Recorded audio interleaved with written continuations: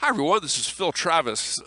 This presentation this week is on turning the tide to victory in World War II. And particularly, I'm going to look at the Pacific theater and then look at the Pacific theater and then look at the European theater and how the tide turns in the European theater. And we will consider the conclusion and the end of the war in both theaters. So, this map, I wanted to just show you this map to give you a look at and an idea of the many different empires that were involved in this area of the world at the outset of the war. Scholars today are generally in agreement on one basic issue when it comes to World War II in the Pacific, and that is that the war was largely the long-term consequence of a collision of empires. The United States, after expanding with manifest destiny across its continent, the United States, after the Civil War particularly, began an expansion into the Pacific, establishing territories in Hawaii, in Guam, ultimately, and other Pacific islands that you can see here. As the United States pushed across the Pacific, of course, other European powers had colonized other parts of Asia. Many of these colonizations occurred the in the 1800s, and of course, the United States most notably took the Philippines from the Spanish, and the Spanish had colonized the Philippines in the 1500s. But you can see the French, of course, in Vietnam and Southeast Asia, the British in the yellow, the Dutch in the orange, and of course the Japanese in the red. The Japanese, in particular, being really modeled after the example of Western European and American colonialism and imperialism, Japan sought to become a great empire. Japan's motivations were directly linked to the examples that were set by all of the other European powers that were colonizing this part of the world. And so Japan sought to become a great world power, just as during the Spanish-American War, when Teddy Roosevelt largely helped to lead the United States into war with Spain. Teddy Roosevelt viewed the United States as needing to become a great world power, and to do this meant to take colonies. And Japan understood the same thing.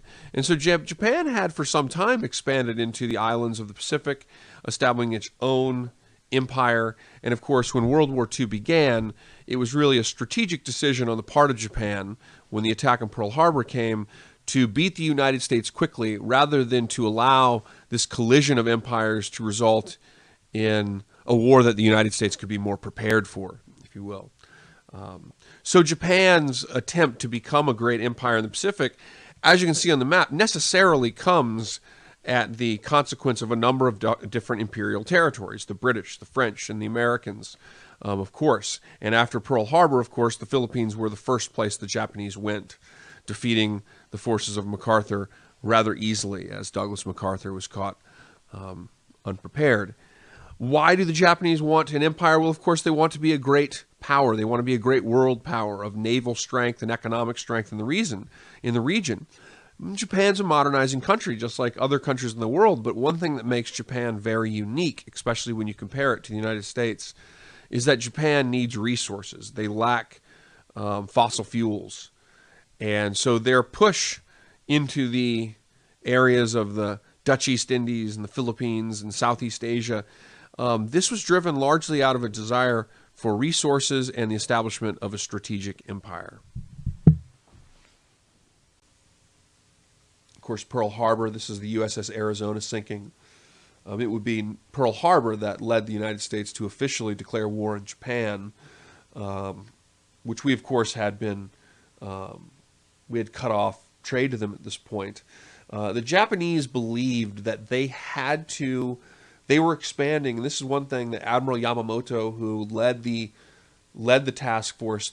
carrier task force that attacked Pearl Harbor, one thing that they understood was that Japan was expanding as an empire, and that the expansion of their empire was necessarily going to create war with the United States because of areas like the Philippines, and of areas of other allies like the British in in the French, in Indochina, and Southeast Asia, and of course all the way down into Indonesia. The Japanese knew it was going to create war with the United States, and so they believed that they were better off to try and take out the United States' Pacific Fleet at Pearl Harbor in a surprise attack.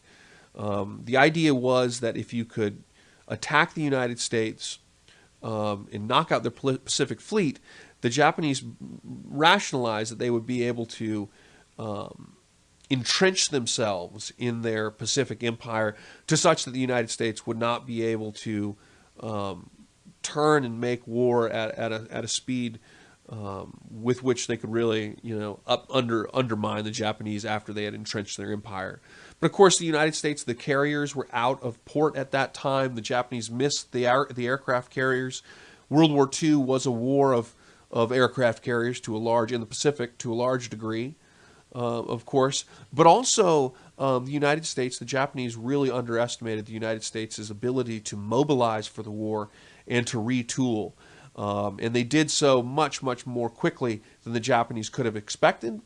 And the result was that by the end of May 1942, after the Battle of Midway, the United States had really stopped the offensive tide of the Japanese Empire and was beginning in subsequent battles at places like the Battle of Coral Sea. The United States, with the Battle of Midway, was beginning to turn the war against Japan.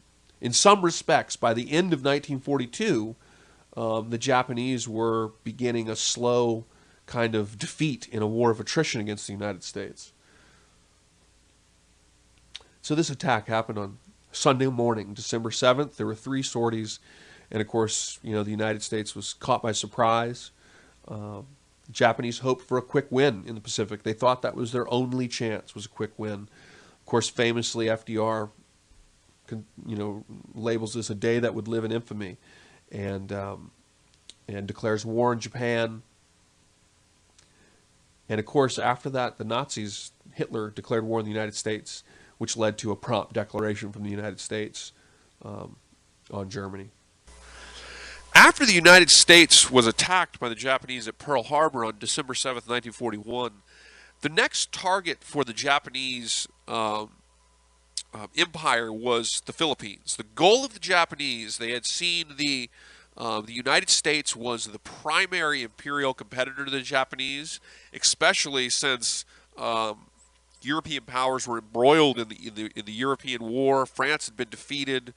The United States was the primary impediment to the consolidation of the Japanese empire in South Asia and in the Pacific. And so they turned immediately to the Philippines, where the Philippines was an American colony, and where the United States had significant military installations. They would take out the Philippines, and then they would head south towards Indonesia for the oil reserves, and Papua New Guinea, just north of Australia. The United States suffered a crushing defeat in the Philippines. General Douglas MacArthur, who is probably the most famous general from the time period, was ill-prepared for the attack. The Americans were caught with their planes sitting on the runway, completely unprepared for an attack. We had our entire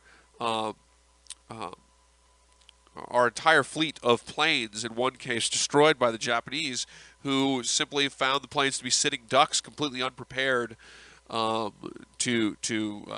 take off. Following the defeat in the Philippines, the Japanese committed what's considered one of the first of the major war crimes of World War II. Obviously outside of what it did in China in 1937. But the Americans suffered at the hands of the Japanese in what was known as the Bataan Death March. And this map here shows you the course of the march. So 600 U.S. soldiers, as well as several thousand Filipinos, were forced to march over 60 miles north to the railhead at San Fernando, where they would then take a train to a prisoner of war camp. The Japanese, from their perspective of honor and warfare, had very little kind of respect for those who had surrendered in warfare, and treated the Americans very poorly. And this went down as one of the earliest war crimes of the conflict. And the Japanese will be the Japanese leaders associated with this will be convicted of war crimes following the war. Here's a picture of some of the dead American soldiers in the Bataan Death March. Soldiers were incredibly, when they were surrendered, many of these soldiers were living on 1,000 calories a day. So their health was not great. Many had been wounded. It's a very formidable climate, and many of the dead just simply dropped by the trail side for lack of water and basic necessities. Some of them were clubbed and beaten or shot by their captors. In the Pacific, whereas in the European theater, your main kind of characters in terms of leaders are, Dwight D. Eisenhower, who's Supreme Allied Commander, of course Patton, General Montgomery for the British. But in the Pacific theater for the United States, your main personalities are Admiral Chester Nimitz and Douglas MacArthur. Douglas MacArthur, shown with the corncob pipe in his mouth. Douglas MacArthur was probably the most flamboyant of American generals. He liked the spotlight, and he kind of was your stereotypical, I guess, rock star general. He was a bit of a showboater, and he liked the spotlight. Let's say that. He was very instrumental in jungle fighting in New Guinea and the Philippines. He was on the Philippines when the Japanese attacked. After the Japanese attacked Pearl Harbor, they immediately turned, and within a day and a half, they were attacking the Philippines. I think it was 19 hours, to be honest with you, but they immediately turned and attacked the Philippines. And MacArthur was caught by surprise, and of course, he fled the island, and what was left of his troops, unfortunately, surrendered, and many of which were forced onto the infamous Bataan Death March. Admiral Chester Nimitz, in the painting below, was also famous for creating the strategy of island hopping. Island hopping means that you have to unseat the Japanese who were on many islands. And the only way you could really do this was because you couldn't hit every single island. It would be impossible. And so they had to pick and choose the most significant places to fight. And it became known as island hopping. And so you would hit the islands probably that had the most troops, or had the best ports, or had good runways for bringing supplies. And so you had to hit the most important islands. And the Pacific Theater is a largely amphibious type of war, and a jungle war. It's very different than the European theater. This map, if you want to go back and look more closely at it, this is a map of the many battles and operations fought in the Pacific Theater. It's not all of them, but it's a lot of them. Fighting in the Pacific, and here's another one of these pro-war advertisements. You can see just from that, you can see the kind of racism that is inherent in how we characterize our enemy. The Pacific Theater was brutal. It was, to a large degree, a race war. Both sides effectively viewed themselves as the highest level of civilization. The Japanese often refused to surrender, and oftentimes Americans refused to take prisoners. The death toll in the Pacific Theater was 10-1 Japanese to American casualty rates. Many theaters became associated with the Japanese fighters using cave systems as a way of entrenching in the island and being incredibly difficult to defeat.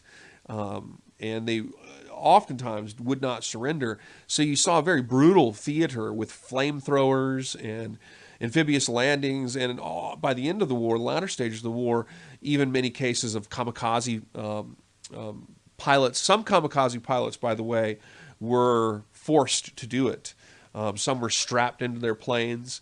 Some kamikazes were actually liberal arts students like me. Well, I'm not a student, of course, like you guys. You guys are students. But I was a liberal arts student, historian, obviously. But some of these types of people were actually conscripted to be kamikazes against their will in some cases. So you see particularly a very violent end to this war in a theater that has tremendous casualties as a result.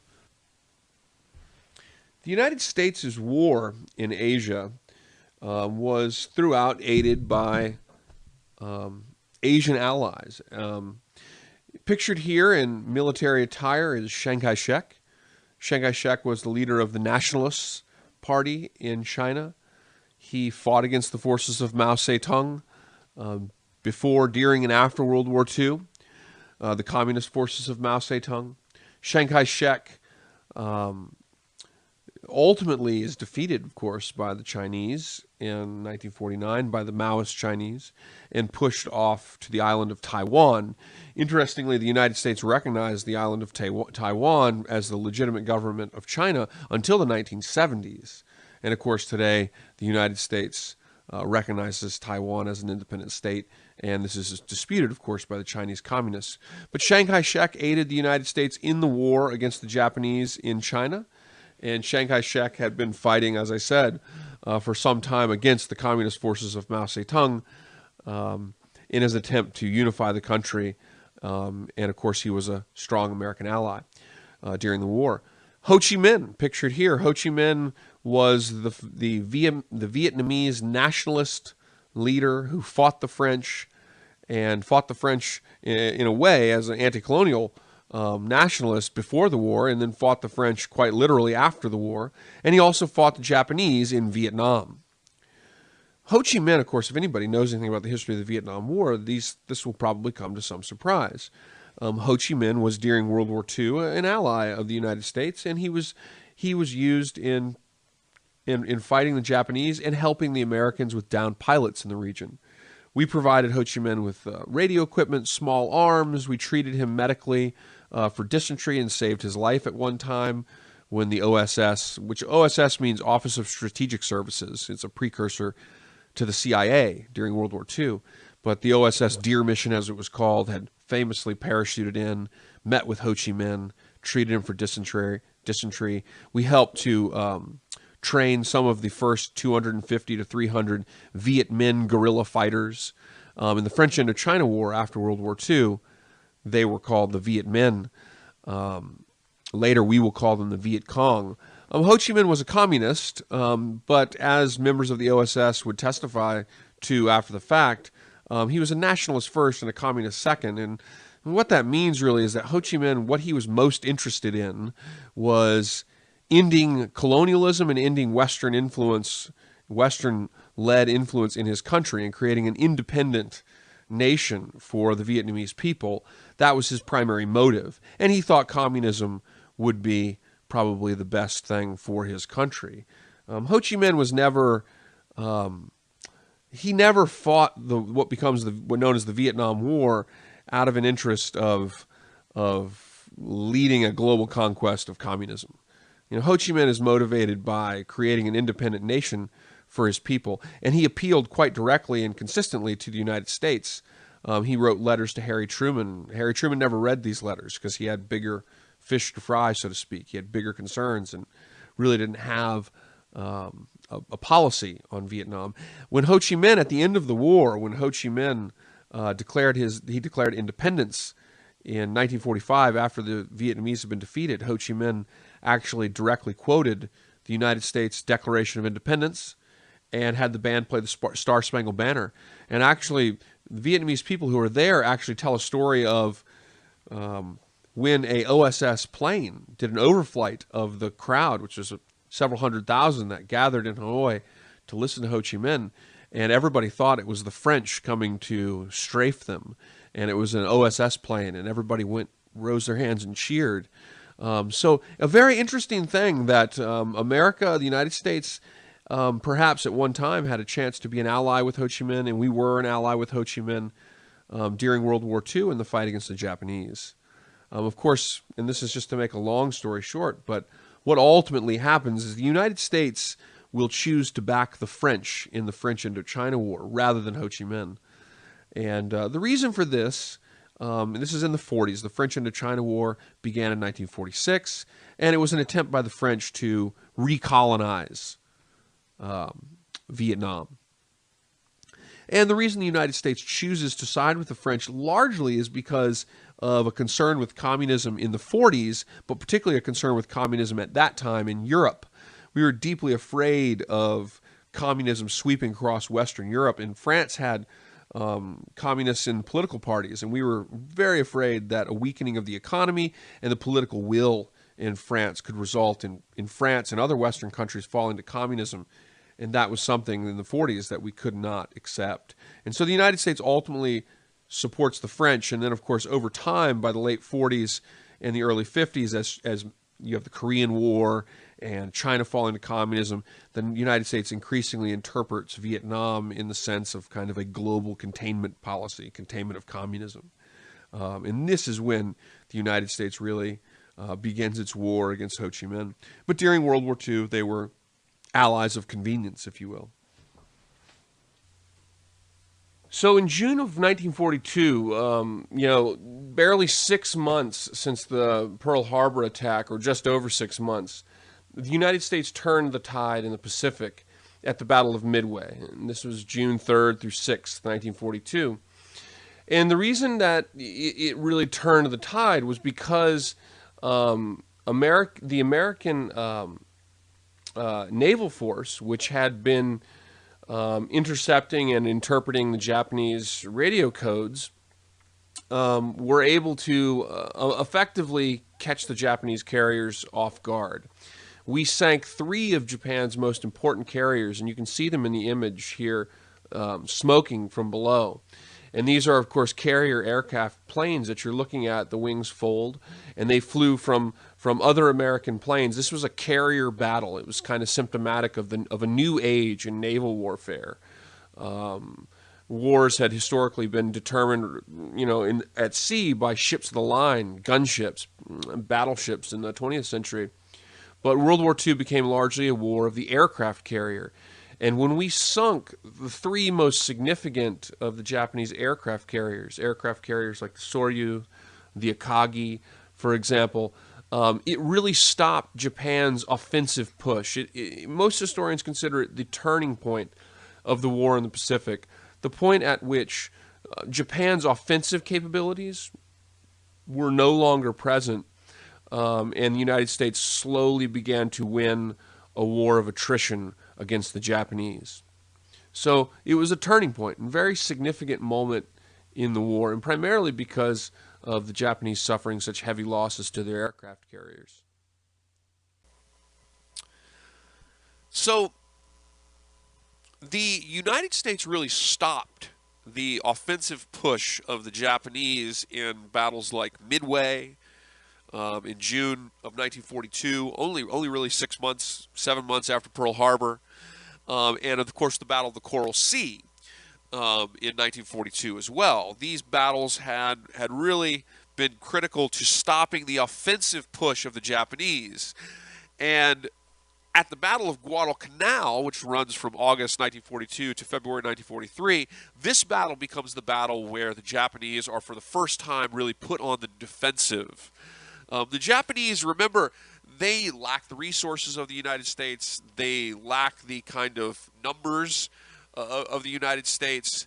And so the Japanese in the Pacific are early on very much looking for a decisive battle that would allow them to kind of take out a major chunk of the American fleet and thereby allow them to consolidate their empire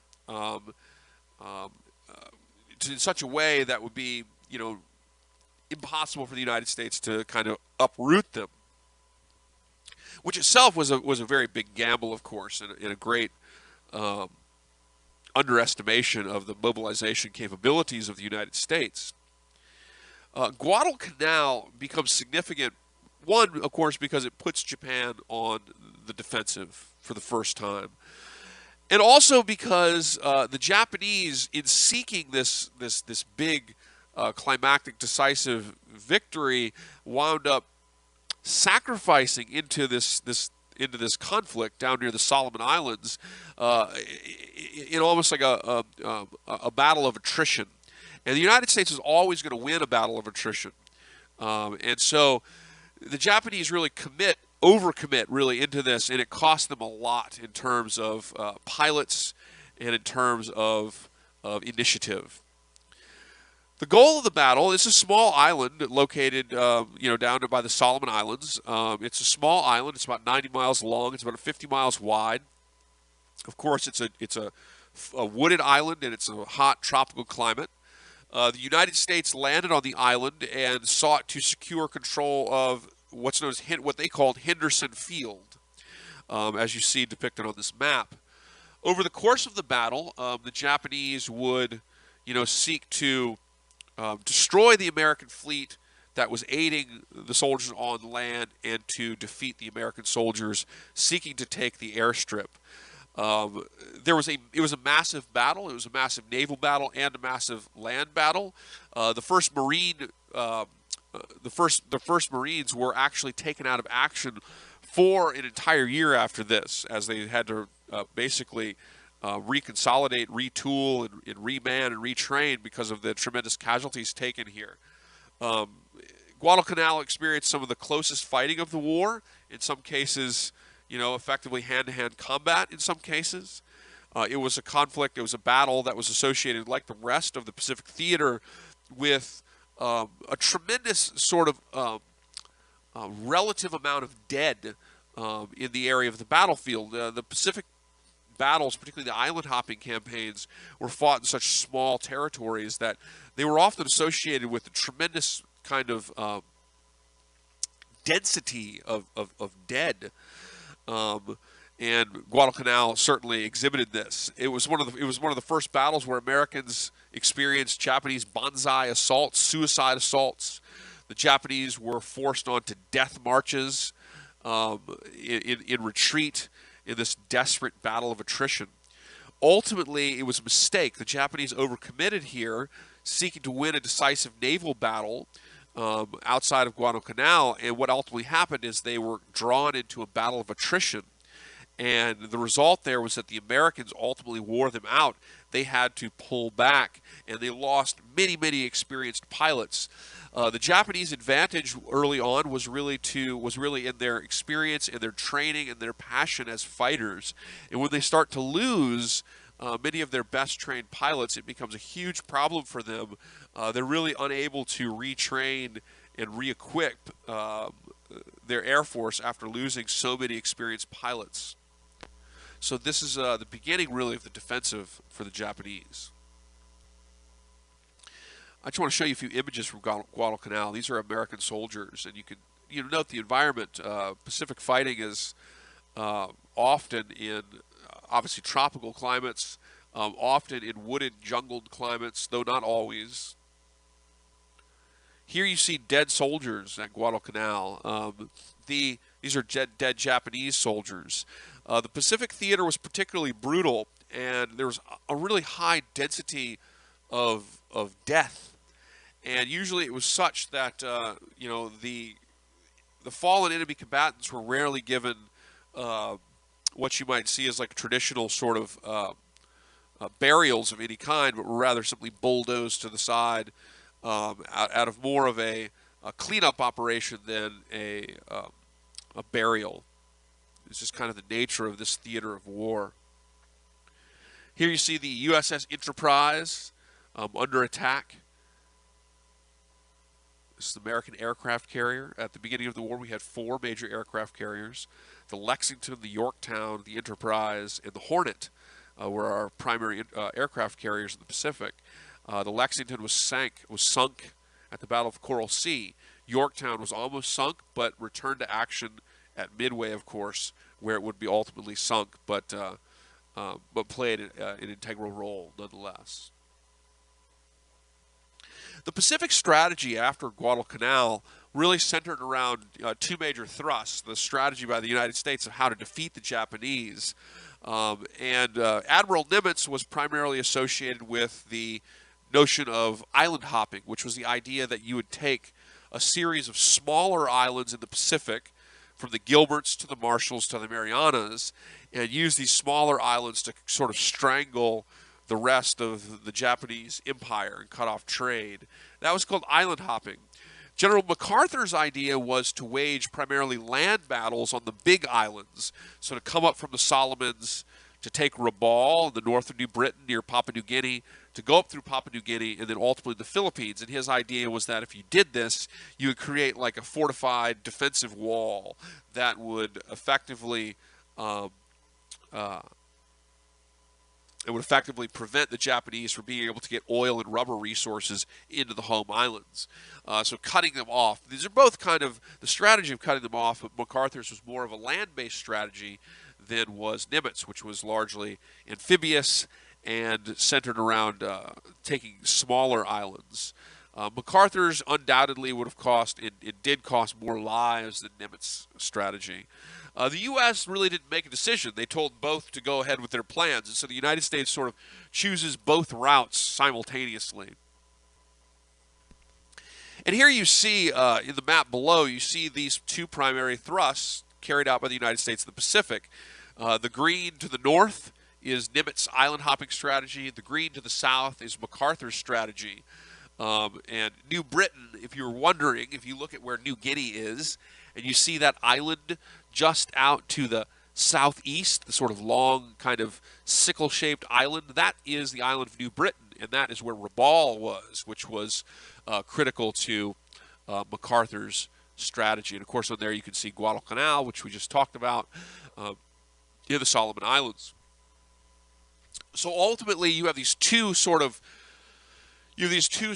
assaults that ultimately lead to the Philippines. The Navy actually under Admiral Nimitz had actually wanted to go straight into the Ryukyu Islands of Okinawa, which are the islands just to the south of Japan, those little small islands to the south of Japan and north of Taiwan. And of course, we will ultimately go there and fight battles like Okinawa and further to the east, of course, or the west, east. I'm sorry, Iwo Jima, of course. But before we did that, we fought with, we being the Navy. I'm not in the Navy or the U.S. Marines. No, or the Army, for that matter. No, the United States ultimately made the decision to combine the Navy of Nimitz and the Marines with the Army of MacArthur, not McCarthy, in fighting in the Philippines. And so they kind of met in the Philippines, and they retook the Philippines beginning really in October 1944 in the Battle of Leyte Gulf, and then moved up to places like Okinawa and Iwo Jima. The island hopping campaign began in the Gilbert Islands with the Battle of Tarawa. And Tarawa was a very small island. It was like 4 mile. It was like a 4 mile long island. Tarawa becomes associated with some incredibly tenacious fighting by the Japanese. The Japanese garrison at Tarawa of 4,200. Guess how many came out and surrendered ultimately? 17. The Japanese fought to the death at Tarawa, and the result was the most high density amount of like corpses of dead in any other part of World War II was in the Battle of Tarawa. They went to the Marshall Islands and fought very difficult battles on islands like Kwajalein, and then in the Marianas you have at Saipan one of the most intense conflicts of the war, in which a Japanese garrison of almost 32,000, almost the entire garrison was killed. And we see in Saipan, in the Marianas, you see banzai charges, you see civilians committing suicide at the encouragement of the Japanese military rather than to surrender to the Americans. The move into the Mariana Islands really opened up the home islands to bombing, and then eventually you'll see, of course, with the attacks in Okinawa, you'll see the United States actually seize a major island very, very close to the home island of Japan, though that doesn't occur until 1945. The Mariana Islands is also associated with the larger carrier battle ever. This was the Battle of the Philippine Sea. This battle is sometimes referred to as the Great Marianas Turkey Shoot because the United States scored so many kills in the air against the now inexperienced Japanese pilots. This was the cost of battles like Guadalcanal for the Japanese. They could not replace their pilots, their airmen, and this really was of devastating consequence to the Japanese. In the Philippines, MacArthur's land operations began first down in New Britain, north of Papua New Guinea. They took Rabaul. The environment that they're fighting in is very difficult. It's a jungle environment, streams, thick brush many times, hot, and this made it very difficult. And actually, the original operation to take Rabaul and to cut off the Japanese forces there actually took upwards of 2 months, which was longer than you would have liked. When they came to the Philippines, they landed on the small island of Leyte rather than the main island of Luzon, thinking that this might, sort of catch the Japanese by surprise. But even so, there was still a huge death toll, and the battle around Leyte turned into one of the most major naval battles of the war, the so-called Battle of Leyte Gulf, which was in October of 1944. The Japanese sought to, in a way similar to how the United States, how the Germans tried to attack the United States and the Allies in the Battle of the Bulge. The Japanese, depicted in the red lines here on the map, sought to move in with two pincers sort of around the American fleet that was supplying the soldiers fighting on the island of Leyte in the Philippines. And in the operation, there were all kinds of efforts to outsmart, to trick the opposing side. At one point, the Japanese retreated and then came back, surprising the American fleet. But ultimately, you see the end, really, of the Japanese Navy in any significant sense in this battle. The Americans, while it is a hard-fought, tenacious battle, similar to the German attack at the Battle of the Bulge on land in Europe, in Belgium, it was a last-ditch effort, really, to stop the American offensive there that ultimately failed. It really marked the end, in a meaningful sense, of the Japanese and, of course, in Europe, the German capabilities to stop the offensive that was now inevitably going to lead to defeat. The Japanese, feeling desperation, even used kamikaze fighters in this battle, airmen that really lacked much training, but would launch suicide attacks to fly their planes into the American ships. This right here, now go talk about the turning. I want to talk briefly about the turning point in Europe real quick, because we can't forget about what happens in the European theater.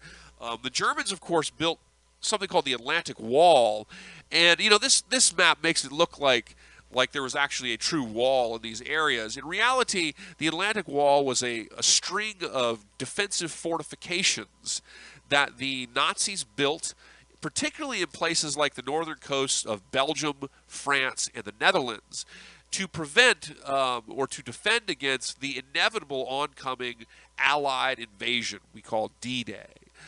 The Atlantic Wall, I've been to the Atlantic Wall in Belgium. If you ever want to go to the Atlantic Wall near the border with France in Belgium. It's not far from Dunkirk, actually, and it is the most well-preserved portion of the Atlantic Wall, and you can tour it, and it's quite incredible.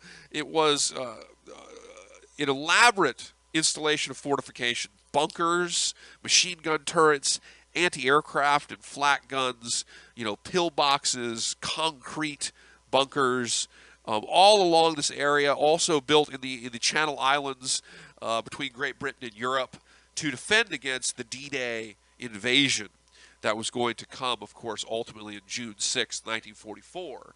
The Atlantic Wall was overseen by, ultimately, around the time of D-Day, by Erwin Rommel. And Erwin Rommel tried to advise Hitler to maintain the force strength as it had been laid out, But Hitler would be tricked by the Allies into moving his forces, at least parts of them, up near the narrowest point between Great Britain and Europe, which was the area of the Pas-de-Calais. He thought that that would be the area that the Allies would attack. And it was largely through misinformation that he thought that. And it was ultimately a very, very disastrous mistake, potentially, for Germany. Here you see Operation Overlord. You see on June 6, 1944, you see the American soldiers, Allied soldiers, I should say, deploying on the beaches of Normandy. The D-Day operation landed at 5 different beaches on Normandy. The beaches were Gold Beach, Sword Beach, Juneau, Omaha, and Utah. And these were the landing zones for the American invasion of Europe, D-Day, Operation Overlord, which was overseen by General Eisenhower. The Allies had used various methods to try to trick the Germans into thinking that the invasion was going to occur at the Pas-de-Calais as opposed to at Normandy. They created a false army regiment, actually, inflatable tanks, tents, cardboard cutouts, the whole 9 yards over in an area near the narrowest point in the English Channel, so that when the Luftwaffe would fly over to bomb London, they would see this and they would report back that there's a buildup there.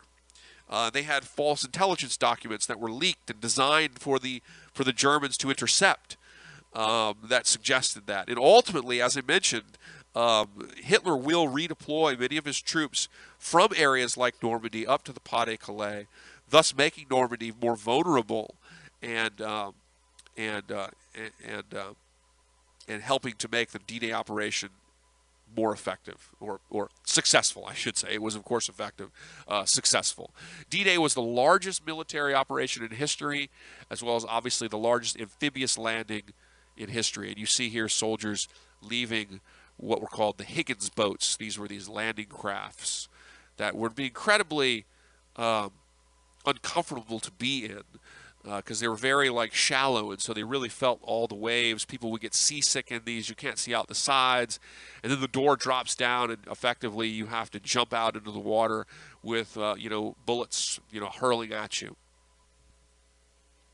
Here is General Dwight D. Eisenhower addressing Allied soldiers the day before D-Day on June 5th, 1944. Eisenhower planned and led the D-Day invasion from England and, of course, Great Britain. And, of course, he carried a tremendous amount of stress and anxiety over this operation because of the scale of the fortifications that he knew that Allied forces were going to go up against, of resistance that they were going to go up against in Europe when they landed. But, of course, D-Day was a success, and ultimately the Allies will begin to push the Germans back. And over the next year, they will push the Germans back into, of course, all the way into Germany, ultimately obtaining the defeat of Germany in May of 1945.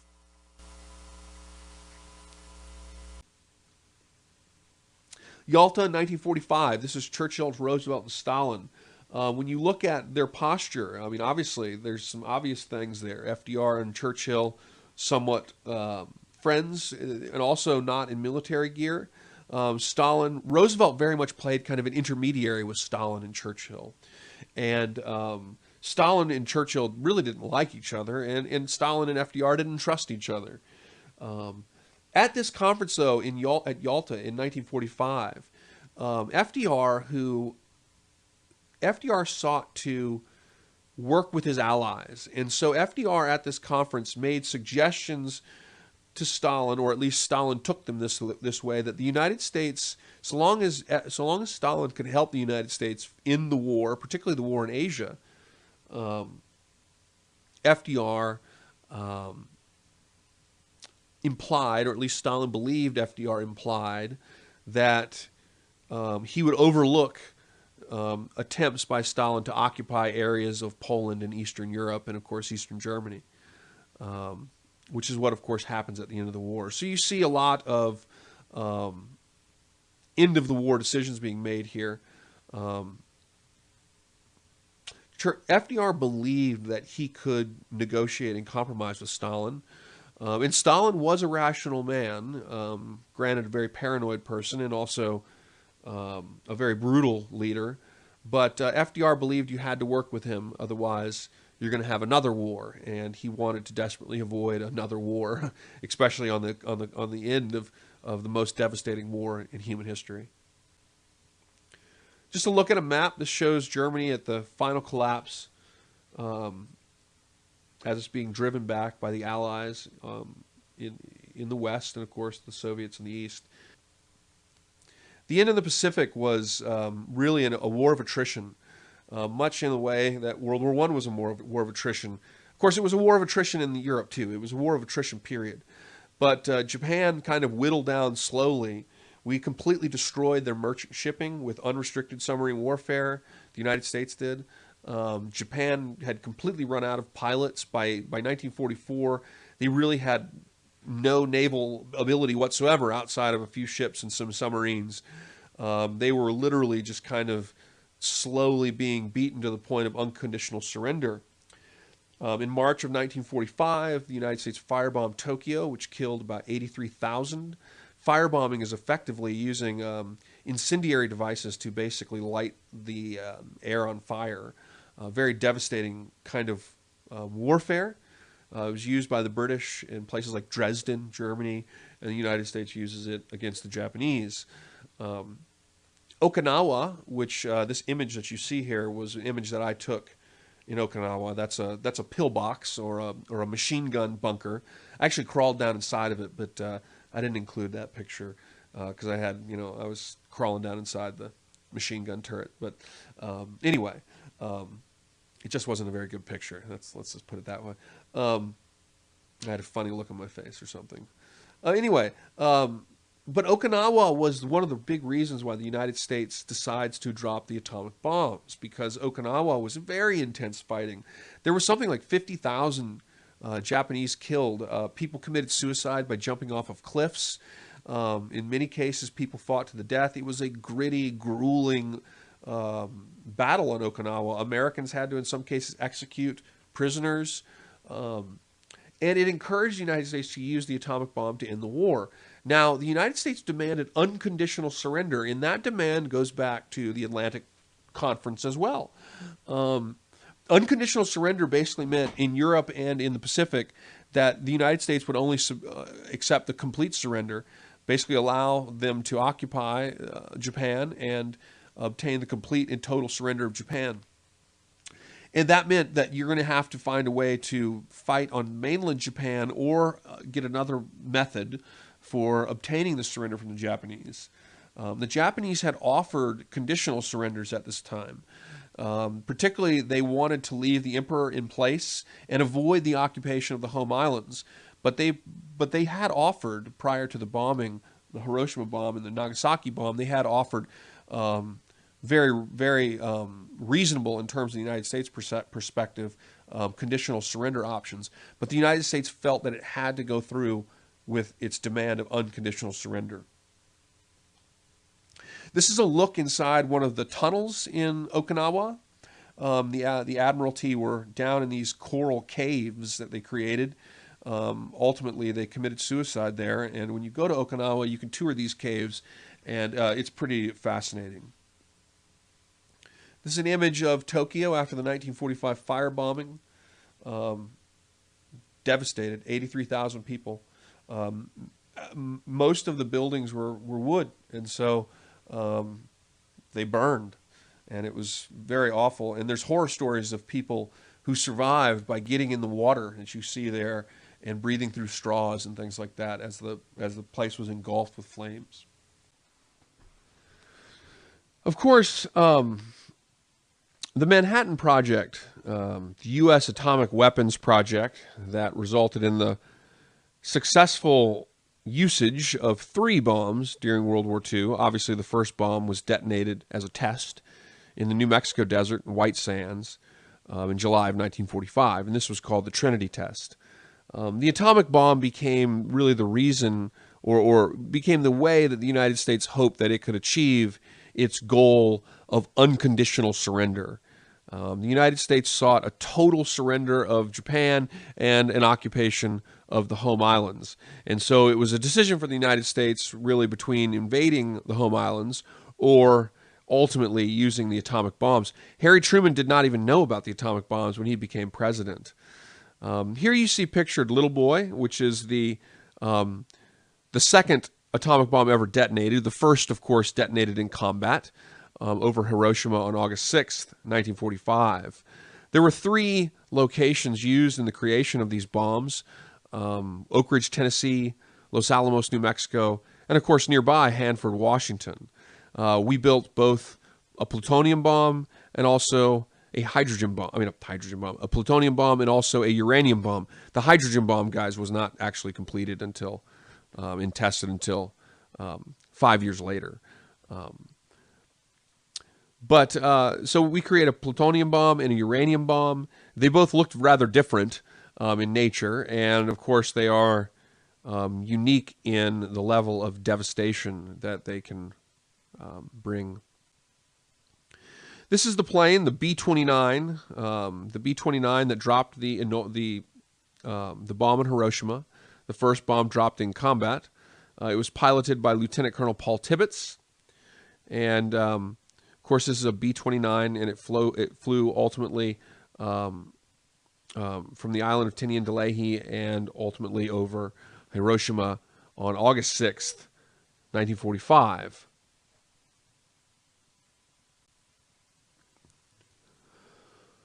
So only 3 days after the Hiroshima bombing, and of course Hiroshima was a devastating bombing. As you see the statistics there, Hiroshima bombed flattened 4 square miles. 100,000 people died in a relatively short time frame. 3 days afterwards, they dropped another bomb on August 9th, 1945, on Nagasaki. So Hiroshima was dropped on August 6th, and of course Nagasaki on August 9th. One of the great questions that historians have had to struggle with and deal with is the question of, was the usage of the atomic bomb necessary? The United States had a position of unconditional surrender. This was a policy that we established with both Germany and Japan at the Atlantic Conference in 1942. And the unconditional surrender suggested that the United States would only accept absolute total surrender of the Axis powers and the occupation of their lands. Some have questioned whether or not unconditional surrender was necessary, because oftentimes it's couched as it was either this or invading the home islands. But historians have questioned whether or not unconditional surrender was actually the right approach, or that it may have unnecessarily prolonged the war. The Japanese had, of course, made surrender offers to the United States, and before the usage of these bombs, Japan appealed to the Soviet Union as a potential intermediary in negotiations to end the war without an occupation of the home islands. So there's a lot of debate among historians whether or not the atomic bomb was the right choice. It resulted in absolutely just atrocious human devastation. 100,000 people died in Hiroshima, around 80,000 died in Nagasaki. And of course, that doesn't count for long-term issues with birth defects, leukemia, other forms of cancer, and so on. So it's a devastating thing. And of course, it unleashes on the world the technology of ultimately nuclear warfare, which perhaps that's inevitable, but nonetheless, the construction and usage of these weapons unearths this technology, and the consequences for that are obviously huge. Nuclear proliferation today remains perhaps the greatest concern in terms of global foreign policy. Now, I also say that this is often something that's difficult for Americans to think of. World War II becomes a conflict for Americans that is highly romanticized, and as a result of this, oftentimes our ability to critique it is lost. And historians, of course, will critique it quite heavily, but everyday Americans would probably not see the war in terms, for example, of the issue of race in the conflict, at least in the Pacific theater, and they would probably view the atomic bombings through a less critical lens, as though it was simply necessary and there was no other choice. And the reality was there were other choices, and this was the choice that was made. And whether or not it was the right choice is something that really historians don't fully agree on. Anyway, I hope this is helpful, and I hope this helps. And I have a song here if you want to listen to one of Johnny Cash's great songs about, I suppose, one of the more unlikely American heroes during World War II. I would ask, copy and paste that to your browser and have a listen. That's a really great song. It's about a great Native American who fought at Iwo Jima, Ira Hayes, and was sort of forgotten by his country. And so there's kind of a lasting message about how the United States, in some cases, treats its people. Anyhow, I hope this is helpful, and let's have a great week.